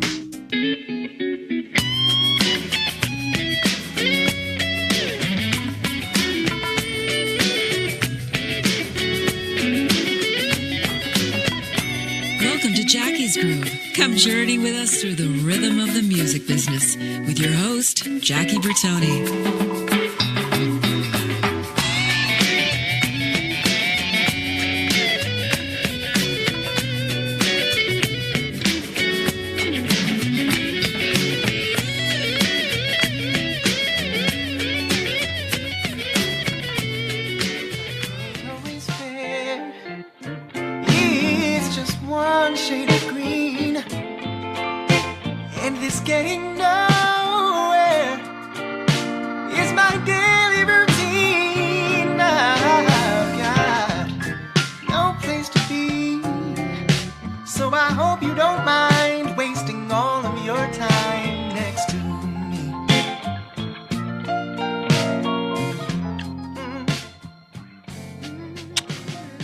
Everybody, welcome back to segment number 5 on a 2-hour interview with my in-studio guest, singer-songwriter, all-around great guy, Mr. Matt Cusson. Matthew, welcome back, man. Tell me about that tune. You talk about, again, another whole different spectrum of music. Give me the genesis of that tune. That tune, I think it was going on a Ray Charles bender or something, and subconsciously I kind of just started writing these blues changes, and man, I when I wrote it on guitar, and that melody of the hook, just kind of came in my head, and I kind of went from there. I gave it, I don't want to say typical blues verse, but it's you know, it's reminiscent of, you know, like a Hard Times, Ray Charles, or You Don't Know Me, or something like that. But and then I got my man Zane Carney, who's a phenomenal guitar player out there in LA, to play keys. I got my friend Ollie Rockberger, who's with Mr. Barrington and all those cats. I think he plays with Carly Simon and all those guys, to play organ on it, because I don't trust myself with an organ. And it kind of came together. And that's actually, when I do shows, that's the most popular tune during the show, usually, because it gives the band a chance to stretch out. You know, lyrically, it's comical when I say my wallet's a joke, but it's nice being broke next to you. It always gets a chuckle and an awe. So I think, that's always been one of the favorites, man. I've been playing that for about a year now. It's always been one of the favorites. Question for you, my friend. If you had your druthers, well, you do have your druthers, it's your name on the marquee. Is there a song that the audience really, really loves to hear from Matt Cusson, and if Matt didn't have to play the song again, he's okay with that? Is there a song? No, there's not. I haven't had that Fire and Rain yet, you know? So I don't mind. As long as I'm making the audience happy, I'll sing whatever you want me to sing. Somebody yelled out, what's the tune that what's the Freebird? And we started playing it just for fun. It was more of a joke than anything, but it was fun. And, you know, no, I don't have that song yet. You know, and that's cool. And the reason why I mention that, because I just keep going back with Lionel Richie. Somebody asked Lionel during an interview if he gets sick of playing all night long. And he says, no. He goes, to be honest with you, no. Number one, you know, it's afforded me the luxuries I have in my life because I own the song, I own the publishing, and so on. But the fact of the matter is, when he looks out into an audience, he sees different responses from different people. So it's like playing a new song every time he brings it out. And so, you know, with that said, the music itself that you produce and so on, do you, when you play it live, do you take it in a different trajectory live sometimes switch it up completely, or do you stay true Absolutely. to what you put on? You do, okay. Yeah, I mean, it's a little bit of both. I like to give it especially with the new songs, to play them like they are on the record, but we stretch out, you know. When you come to my shows, it's like we're hanging in my living room. It's 50% comedy. I may talk way too much, but we have fun, man. And I show off the musicians. I'll always give solos. I'll always let them do their thing. I'll always bring someone up. So it's half and half. We do Leaving LA. That's just like the record usually, because some songs you got to stay true. You know, it depends on the song though, but I like to stretch out. I mean, think about it, man. Isn't it pretty fucking cool what we do for a living? I mean, we question it sometimes what we do. You know, but the fact of the matter is, and especially the fact if you're making an income doing it, being truly a working musician. Let's go back into like an emotional situation here, because obviously we're doing this not just for the funds, not just for the chicks. We're doing it because it feeds our soul. But so with that said, I want you to think for a second, man, because I've had this aha moment. I'm going to consider it your aha moment. Do you remember where you were, what you were feeling, and what song was it you first time you heard yourself on the radio? Yeah, I was in London, and really? I was in London doing a tour. It was a Michael Jackson tribute tour, and was this the first time? I think this was the first time. And I had just my record came out in 2008, my first one, and I re-released in I think 2010 or 11, and by Spectra Records, and they really wanted to push this jazz tune that I wrote that ended up winning the John Lennon Songwriting Contest and a bunch of other stuff. And we got interviewed to promote the show that we were doing. And I think it was at like 1 a.m. too. So who knows who was listening, but somebody texted me and said, "Hey, you got to turn on BBC, whatever number it was." And I turned it on, and the song called One of Those Nights was playing. And I was half excited, half weepy, half I'm tired. I just want to go to bed. So it was, but it was incredible. It was, there is nothing quite like that. You just out there. I said, when you hear yourself on the radio for the first time, none of it's just your music, but a song. In this case, I don't have my own album. I've been playing on a plethora of albums. So when to this day, when I still hear music, it never gets old, man. It never gets old because you want to stop and you want to roll the window down and say, "Hey, flip this station on, man. That's me playing in the background." You know, and it's that feeling because we do this. And there's nothing like it, you know. And it's that whole thing that gets you going and that different vibe and so on. So if I was to sit there and commandeer your iPhone or your music library, what am I going to hear? What's Matt listening to? Oh man, I have probably 10,000 songs in my iPhone. Okay. Recently, I've been into Kendrick Lamar's new record, PJ Morton's new record, John Mayer's new record. But I'm a massive Rufus Wainwright fan. I have every single one of his records. D'Angelo for sure, even though he only has 2 or 3 records. Man, it's all over the map. I just downloaded. I don't know if it's kind of like a greatest hits, but Gustav Mahler. I downloaded 30 of his tunes. I just downloaded the new John Williams, Steven Spielberg record that came out. I'm a massive John Williams fan. He might be, to me, the greatest musician of our time. No question. So it's really it goes all over the place. And obviously your mood, your vibe, your overall feeling with music, obviously that will set you in a right position. Like if you're down and you're feeling alone or whatever, who do you reach for on that when you're in that situation when you're really feeling down? I think Rufus is a great down guy to listen to. James Taylor makes me feel better. Djavan, I think it's pronounced Javan, makes me feel better. Right. Classical music, Miles. You know, I don't like to think too much when I'm down. I don't think. So I might tend to stick with a little softer side of things. Matthew, when you're with Mrs. Cusson, yes, you ever listen to yourself while you're making love? That's so weird to say still. Come on now. Hell no. God, no. Never. Don't lie to me, man. Never in a million years. No, because I would feel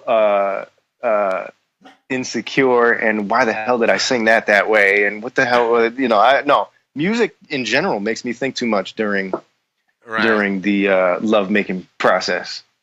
Yeah, just one thing you didn't have is, excuse me, my golden. What kind of dog do you have? Golden retriever. We love our dogs over here, man. That's my girl. It's my Gingy. She's the quintessential protector. So my wife is out front right now. She heard the doorbell ring, and that's why she's yelling at it. So, okay, so that was a question from the listeners out there. You don't do the nasty by listening to your beautiful voice. Okay, that's never. God no. Okay, sick of my voice. Yeah, actually, you know what? I'm gonna put that on a questionnaire now. From anytime I do an interview with a vocalist, I gotta ask that question. So, but that said, hey, let me ask you this question, brother. Mm-hmm. When it comes to music, and it comes to what drives you in the morning, what gets you through the day, when you sit down and you go ahead and you're thinking at night over a song, I mean, are you going to bed with a melody or harmony, or waking up with a melody and harmony in your head? And if you are you the one that writes it down, or are you like every other guy out there, or girl out there, that figures, I'll be awake in the morning, I'll remember it, and you forget about it? What's your process of keeping that up? I have, there's not a moment in the day where something's not going through my head. I have my voice memos on my phone. Right. I have little Logic sessions where I just open them quickly and get the idea down. I have hundreds and hundreds and hundreds of ideas daily, and I'm going to drive myself insane because I don't name them either. So I just going through 100 of them looking for a particular one. But yeah, I've hundreds of times waking up in the middle of the night and my wife will hear me humming into my phone, and she's like, "Will you just go to bed?" I'm like, "No, give me 5 seconds." But it's nonstop. I got out of the shower not too long ago. I ended my shower quickly because I was like, I got to get this down because I know I'll have something else in my head in 2 minutes and I'll forget it. So that's constant. And that's cool because, working with someone like Brian Wilson, Brian's always taught me one thing. He's always taught himself one thing. And he's also taught the hundreds of thousands of people that listen to his music are, say, musicians. Brian, when he walks into a studio, Brian automatically rolls tape. Because Brian's learned over his life that his best music has always come from something that wasn't prepared. And then also to my interview last week with Richie Cusson, the great guitarist. Richie says, he goes, my music, my instruments are always ready to go. So if something's there, I can run in the other room and I can do it. I don't have to worry about, get everything dialed in and so on and so forth. Do you believe in that? Right. Are you always on the ready? Oh, yeah. Yeah, I'm always ready to go. I don't, when we do shows, this string of CD release shows I have coming up, we don't over rehearse. I can't stand over rehearsing. Too much. I like things on the fly. I like calling things out that might surprise somebody. Hey, go to B flat here instead of this. I like, random solos, random groove changes. Hey, let's go halftime here for the rest of this tune. Right. And that's music. That's what music is, man. It's to me, it's much, even the reason why I have 14 completely different genres of songs on my record is because it's a momentary thing. And I may be in a different place, from my New York CD release show to the Boston CD release show. So I like it to be in the moment. I like people coming, they're going to get a different experience if they come tomorrow night. It's so cool. And we talked about it in the first segment about my male friends that are new daddies to their babies. And that song, my favorite song, and I'm sorry, from you is Once Upon a Time.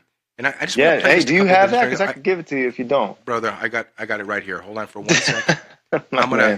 I just want to put it up, man, because it's one of my, if my computer wants to cooperate with me. But guys, I wrote that song for my nieces. Check this out. It's called Once Upon a Time by Mr. Matthew Song.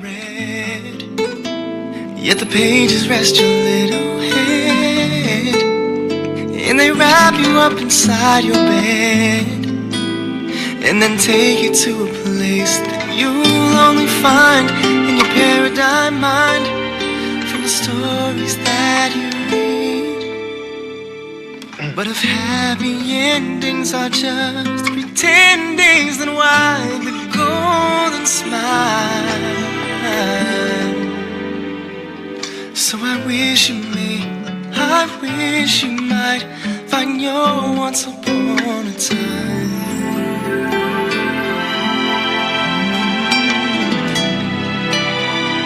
I've got to play this part coming up. So you said that you lost your slip-related night, and that elephants can really fly, and those are diamonds lighting up the sky. Yeah, I have to be careful with that, man, because this company called Facebook doesn't understand promotion, and if they can't get a piece of the pie, they don't want to talk about it. So you guys, do yourselves a favor out there, man. If you are a mommy and a daddy or a grandma or a grandpa, it's called Once Upon a Time by Matt Cusson. There's a great part. There's a great piece of it that Matthew extracted from a thing called Willy Wonka and the Chocolate Factory. Mm-hmm. And that got me, and I got goosebumps. I just got mentioned by the studio. They said, pull the music now before Facebook pulls it. So, but you guys have got to do it, man. And it's nothing worse, Matthew. It's nothing worse is when you own the song. And my artists have given us permission. They've given us the go-ahead to use the music. It still gets tagged. So, well, that's the part about the music, and the word music and business should never share the same line together. So exactly, I had to share it with you. So you know what? When we come thank back you, man. again, we still got another. Oh, please, we got another minute and a half in the segment. The next and last segment, Matthew, is going to be all about Matthew Cusson. Meaning, the fact is how we can get the listeners worldwide to patronize you, to help pay that mortgage, and also to how to stock you, for the lack of a better word. And I'm going to bring on my partner, the CEO of the network, Florentino Buenaventura, on the next segment, because if it wasn't for Florentino, you and I would not be talking today. And so I'm going to let him earn his dollars, and we're going to talk more about it. We're going to wrap it up, man. And I want to talk about things like, in the closing part of the interview, for the young kids out there who miss something. I interviewed an amazing vocalist by the name of Julia Fordham, one of the girls I've had a crush on for years. And she said that the kids will probably never understand, in her British accent, about that feeling of peeling back the plastic on a thing called a CD or an album. And reading what is called liner notes and so on. And I'm going to talk about that, man. I want to talk about a thing, kids. Write this down. It's called Record Release Tuesday. Now they call it Record Release Friday. Always fucking with us. So we'll get more into that. So you guys, I'm having a great time, man. When I get off this break, I'm putting back that song on itself. They can't take me off if I'm listening to my own time.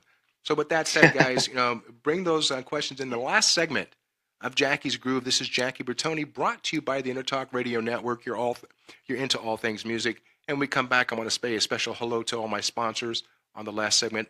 A little bit of business here. So you guys don't go anywhere. We're having a great time. Matthew, if you have anything else you want to talk about on this last segment, bring it up, share with the listeners itself. And we're going to talk about where you can find Mr. Cusson on the road, and hopefully in a city and a state or a country near you. So you guys don't go anywhere. This is Jackie Bertone, Jackie's Groove, EnterTalk Radio. There's that bumper music coming back on segment number 6, stepping out of 5. Matthew, don't go anywhere, my friend. Yes, sir. The show break.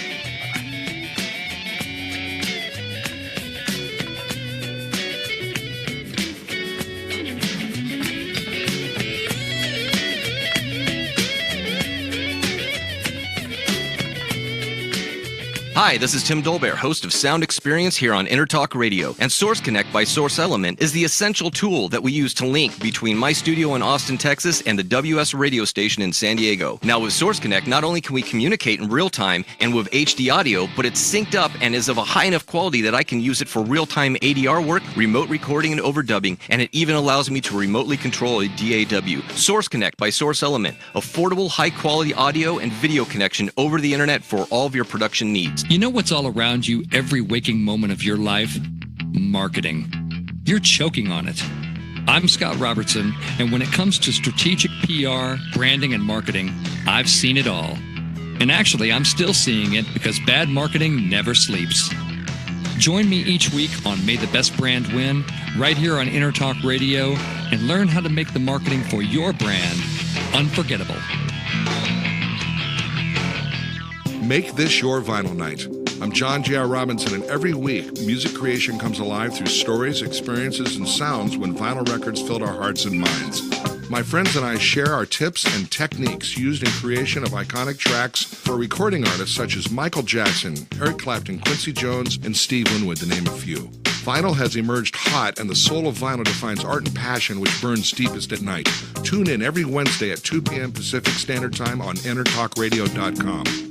Are you serious about your music? Are you ready to run with the big dogs? The experts at Pitbull Audio have the gear to get you into the game. From leading manufacturers like Mesa Boogie, Fender, Pioneer, and American Audio. To sound your best, you need the best. Pitbull Audio can deliver in rehearsal, on stage, and into the big time.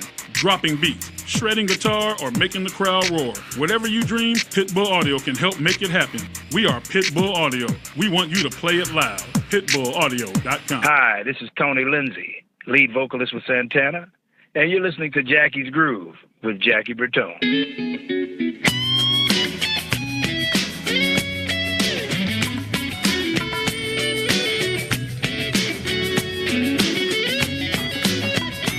Welcome to Jackie's Groove. Come journey with us through the rhythm of the music business with your host, Jackie Bertone.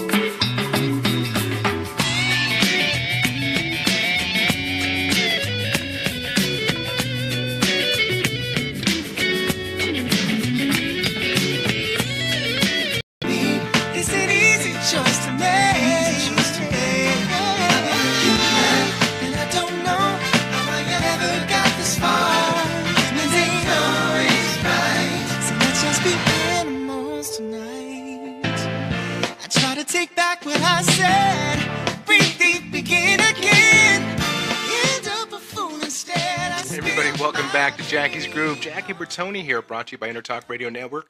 You're into all things music. Guys, that song called Only Human, just to show you what Mr. Cusson talked about earlier, it's been a while, man, since he's come up with this new album, and that song, Only Human, was released as a single. Matthew, how long ago did you release it as a single? And talk to the audience why it took that long to finish up with this album. I think that song was in July or so, about a year after Leaving LA came out. It took so long for all the typical reasons. One, cash.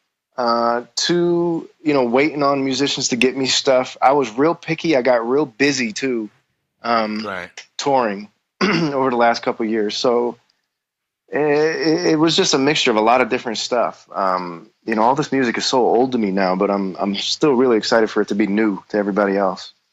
And you know what I love about this new album? If you guys get a chance to go on to Facebook and check out Matt's page or check out one of the small little pictures in the flyer that we put together, Matthew did this great job, man, of actually incorporating an album that looked like it came out of the 60s.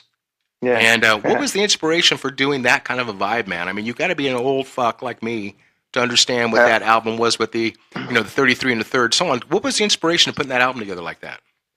That was, honestly, man, we had a whole bunch of different album covers, and my friend Charlene Kay, who's a phenomenal graphic artist, musician. She's just an all-around one of those people you hate because they're so good at everything they do. I just said the word vintage to her, and I told her, and she knows the kind of stuff that I like. She knows I like the old James Taylor, the old Miles Davis stuff, and she came up with that and about 15 other ones. And they were all incredible, and there was like 3 or 4 in particular that we freaked out over. And that one just kind of stood out to me, man. And there's a couple really old school songs on the record. Again, the Only Human thing goes into the different styles. Why do you have a 60s album cover if the whole record isn't that style? I'm only human, and it's stuff I like. And I think at the end of the day, I like that cover, and that won with the popular vote as well amongst voters that I had helped me out to decide it. Very, very, very cool, very retro for the lack of. And and I want to say one thing too. I want to welcome you not only to our network, into my show, but I also want to welcome you into the Mad Hatter Society. And I say that because I'm a freak about hats. Every picture that I've seen with you, you're wearing a hat. I mean, you don't want to know what my closet looks like. I love a good hat. And also too, the gentleman I'm going to bring on right now is responsible for you and I chopping this up today. He's not only a great bass player and my great brother, but he's also the CEO of this network, and he's also a lover of hats, and and so on and so forth. So we've graciously inducted you into the Mad Hatter Society. So with that said, Florentino, if you're there, please say hi to Mr. Matt. Matt, say hi to Florentino. What's up, Matty? How you doing, brother? Florentino, thanks for having me, man, and thanks for introducing me to Jackie. Oh man, it's been a pleasure. We had you on the Changing Stage, and what was it? A couple of years now, man. It was a while. Right. It's been a while. It was a long while, yeah. Too long. You know, we've been talking about you coming back on, and we were waiting for this project, and dude, it's so funky, dude. I love this track. Thank you, man. I appreciate it, man. My little sister. Here's a funny thing. So it's crazy when, my little sister came up and said, "I love this artist," and she started playing me your track. I'm like, "That's my boy, Matt." How do you know about Matt Cusson? But everybody should know about it. So I'm going to give a shout out to Miss Jennifer, so that she'll know that Jennifer. She's listening. She put it on her page as well. So it's pretty. That's awesome. Pretty awesome, man. And also, let me jump in here real quick because I have a question. A friend of mine wanted to find out on the keyboard, the synth opener on Only Human. What was that, Patch? That is that's actually a guitar sound. So I had this unbelievable guitar player, Jeff Gittleman, play on that tune. And I like to dissect and experiment with stuff. So I basically put his guitar in a program and deleted all of the notes and just kept the overtones. And then I put some of them in reverse. Some of it took a while to do, but that was the end result. It's actually a guitar. Yeah, and my buddy wanted to find out about that, so I'll text him back when I get a chance here. So, Florentino, I'm sorry for interrupting. Go ahead and, I neglected Florentino. I do apologize to our sponsors. Florentino, would you just do me a favor and handle some of that after we talk to Matt, please? Oh, yes. Thank you for tuning into the Jackie Bertone Show with guest Matt Cusson. And we'd like to give a big thanks to our partners in crime, Pitbull Audio at pitbullaudio.com, where they make it all happen for you. They just want you to never let it go, because why? As musicians, we can't ever get it out of our system, no matter what you do in life. Mm-hmm. And they're always there for you. And, of course, SIR at SIR-USA.com. So I had to get my radio voice on. And SIR, hey, you better watch out. You're going to get some jealous women out there going. SIR, they're the ones who power young upstart musicians that are making it happen, like Mr. Matt Cusson. And then for Jackie, he's got some really key sponsors with DW and LP, where the groove of the industry really happens there. Our good friends J.R. Robinson, John Paris, Danny Seraphine, they all play DW, and of course all of Jackie's friends who are percussionists play Latin percussion. And then last but not least, Vader drumsticks, and I had to remember what that is. Vader drumsticks and Sapien cymbals. Actually, my newest sponsor is a company called Blue Microphones, Blue Mic, and that's mic.com. Guys, thanks for making my voice sound much better than it actually does. So that's the business part. Let's get back into the fun part. I had one more business thing that you jumped in, man. You didn't even know this. Sapien is actually having a clinic over at Pitbull, a big one, where they're actually going to come out and make cymbals right there in the parking lot of Pitbull Audio. Really? Nice. Yeah, so I got to talk to you about it. We just got that news yesterday. So, it's 23 years I've been with that company and 27 years with LP. So, thanks guys for the support and everything else. So, let's get back. Tino, go ahead and just tell everybody how we can sit there and hang out in the front porch of Matt and stalk him. Yeah. Well, with Matt, you guys got to go out and check him out on tour. You got to, I haven't seen you live, man. When are you coming to Southern California, brother? We got to get out to see your concert. I did something there last December. Were you here with Javier? Did you come into? No, I was there with Megan Hilty. Okay. Well, tell our brother next time, man. Yes, I for sure will. I'll be back. I'm planning on some kind of CD release. Okay. At some point, I'll make a trip out there. I might do a West Coast thing. There's talk about a tour in October, an up and down the West Coast thing. I'll let you know for sure. Let me know. We might be able to help. We work with a couple of clubs, so. Amazing. Thank you. Yeah, and Absolutely. Obviously you got websites, Facebook, all that stuff. Can you give us all that pertinent information? Yeah, it's all either / or at Matt Cusson, MattCusson, wherever you Facebook / Matt Cusson, Twitter at Matt Cusson, Instagram at Matt Cusson. The album will be out Friday all over iTunes, Amazon, Spotify, wherever you listen to music and all that. And yeah, I think that's everything. Yeah, well, hey, awesome, and make sure you guys check out that album project, Only Human. Like I said, it is funky. It's a hit, man.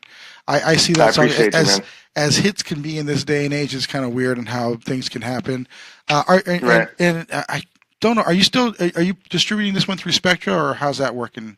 No, this is through. I'm doing this one on my own. It's all me on this one. Yeah. Okay, I wasn't sure if you're doing that with Spectra or not, and I knew those guys over there at some point, but yeah, man, I'm really proud of everything you're doing, brother. And like I said, I appreciate it, man, and thanks to you guys for everything.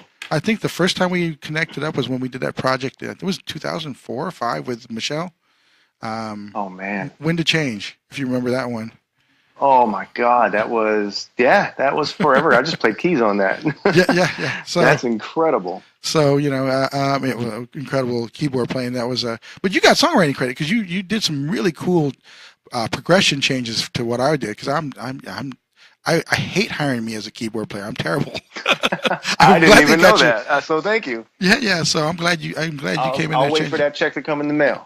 Yeah, I don't think. There you go. I don't know if it made it to the charts though, but it was a fun track. That's all right. It's time.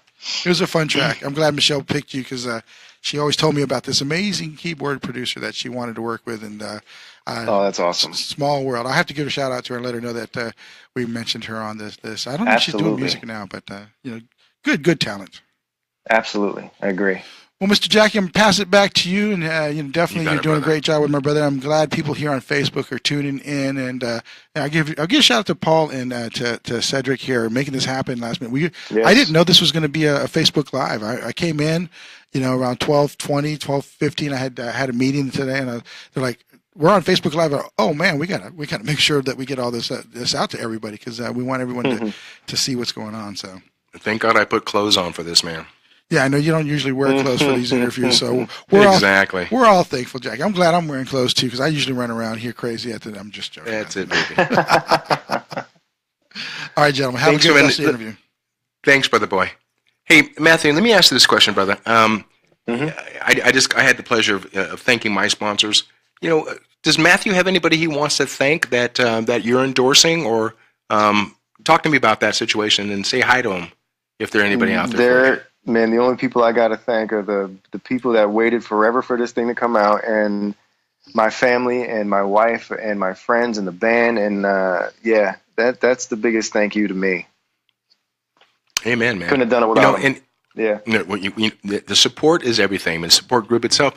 We talked earlier. We said the word music and business. I said the word music and business should never share the same sentence because it's an evil business, man. It's an evil bunch of people out there. And so on. The fact of hopefully that we'll get back to the way things were. Record sales. So we can actually sit back and enjoy the fruits of our labors for stuff that we did in the studio. For those listeners out there. But until that time changes, Matthew, you're at that cusp. You're at that mid-age of my interviewees. What is your professional opinion? And share it with the listeners out there. Where do you feel that the business in its current state, do you think it's going to be a negative or do you think it's going to be a positive? We touched on it. Is the glass half empty? Is the glass half full? What do you feel about it? I think, it's obviously tough to make a lot of money doing it these days for a lot of people. And I think that's a real negative. And with just, the arts getting out of schools and stuff, it's just a terrible thing. But like I said before, the one thing I think it's doing is giving so many people a voice. And a lot of people are much better than I am taking advantage of the YouTubes and the stuff like that. The great thing about the way it is today is I could, when we get off the phone, go play my piano and sing a song and get it on iTunes by tomorrow. And it could be out to everybody who wants to hear it, everybody who wants to buy it. I think that's a very cool thing, is that a lot, like just, the underground person that wouldn't normally get an album out or whatever is now being able to do that. And that's pretty fantastic. The hard thing is now, doing that blue collar stuff, going traveling 6 hours to play for 4 people and that whole thing. It's It's hard work, and it's really hard work. But if you can sustain it and love it while you're doing it, then you're going to be successful. And that's a great point, because I also want to tell someone, because again, you being in your age bracket that you're in, what do you feel that's kept you relevant at this point, that you've done that you would want to share with the younger listeners out there, that what's kept you going other than drive? Well, one, the love for it, without question. Right. I do it to stay alive. I put out music so I don't do anything stupid. I think constant getting better at what you do is very important, because I have a lot of friends that have stayed the same. They don't practice, they don't learn new things, they don't, and their careers kind of stayed the same. But when I got asked to play piano for Megan Hilty, I was very scared to play Broadway stuff, because a lot of that stuff is really complex stuff. Right. And I said, you know what, I'm going to sit down for the next 6 months. I'm going to only play Broadway music, and I'm going to figure out, because I don't read music at all, but I can hear it and play it. So I would listen to different piano players play the same thing, and I would just kind of, I dove straight in. And now I love playing that style of music, especially when she's singing it, because she's unbelievable. So, I think continual getting better at your craft, opening ideas to new things. I've been bad at it, but I am going to put out volume is important these days. More and more music to put out, more and more things for people to watch, to listen to. It's that, and collaborating with everyone, playing everywhere, whether it's Madison Square or Starbucks. It's just, I think it's just always being seen, heard, networking, whatever it takes. And that's what it's all about here on Jackie's Groove. It's a conversation between two brothers, or a brother and a sister musicians. Questions that aren't usually brought up or asked about, and because the interviewer is not a musician, he's not a road dog like you and I have been, and so on.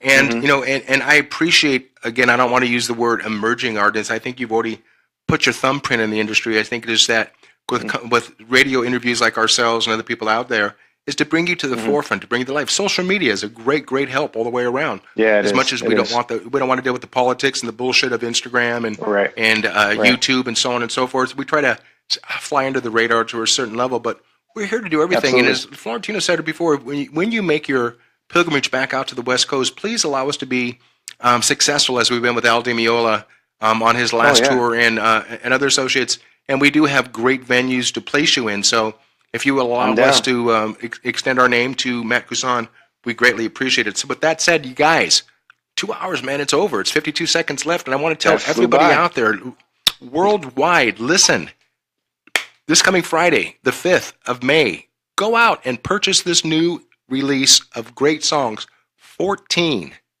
Mr. Matt Cusson and an album called Only Human. You guys were only human also, man, but we've got to step out. We want to thank everybody for your support. And again, I stress this, overdose on this man's music.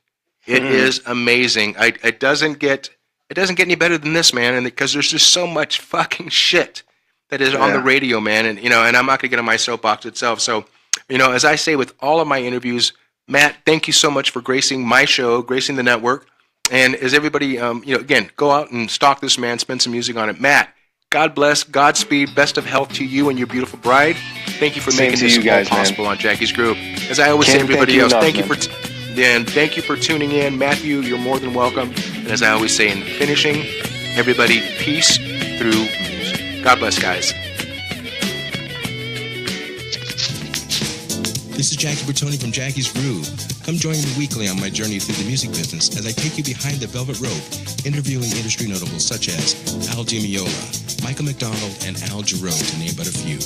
Listen to their stories on being in the studios recording #1 hits and onto the stages throughout the globe. Allow me to be your music historian. You can hear me live every Monday at 2 p.m. and every Wednesday at 12 noon Pacific Standard Time, or 24/7 on jackiesgroove.com. Ready to get your groove on? Hi, this is Tim Dolbear from